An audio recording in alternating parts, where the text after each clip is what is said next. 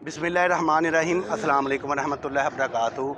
ज़मान park Lahore में मैं मौजूद हूँ। तंज़ीला इमरान ये पुरानी वर्कर हैं पीटीआई की। इनसे पूछते हैं ये कब से जो है ना पीटीआई में। अस्सलाम वालेकुम जी। जी अस्सलाम वालेकुम। वालेकुम सलाम जी, कैसी हैं आप? खैरियत से हैं? अल्हम्दुलिल्लाह, आप ज़रा खैरियत से हैं? बताइएगा आप पीटीआई में कब से चल रही हैं? अब तो याद भी नहीं, इतने देर से बच्चे थे, अब इतने इतने हो गए हैं माशाल्लाह। तो वक्त गुजरते पता भी नहीं चला। अच्छा, सुप्रीम कोर्ट ने जो फैसला दिया है जी। उसके मतलब आप क्या कहेंगी?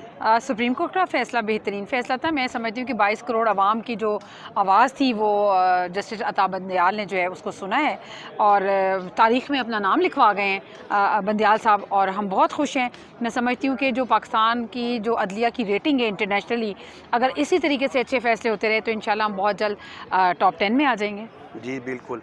अच्छा, आज पार्लियामेंट में हुकूमत पीडीएम ने एक करारदाद मंजूर की है सुप्रीम कोर्ट के जो फैसला है उसके हवाले से, उस पे आप क्या कहेंगी?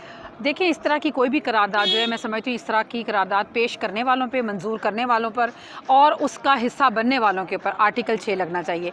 और जब तक इस तरह की कोई प्रॉपर इन लोगों को सज़ा नहीं होगी, ये लोग इबरत का निशान नहीं बनेंगे, तब तक कि पाकिस्तान के आइन के साथ, पाकिस्तान की 22 करोड़ आवाम के मैंडेट के साथ ये खिलवाड़ होता रहेगा।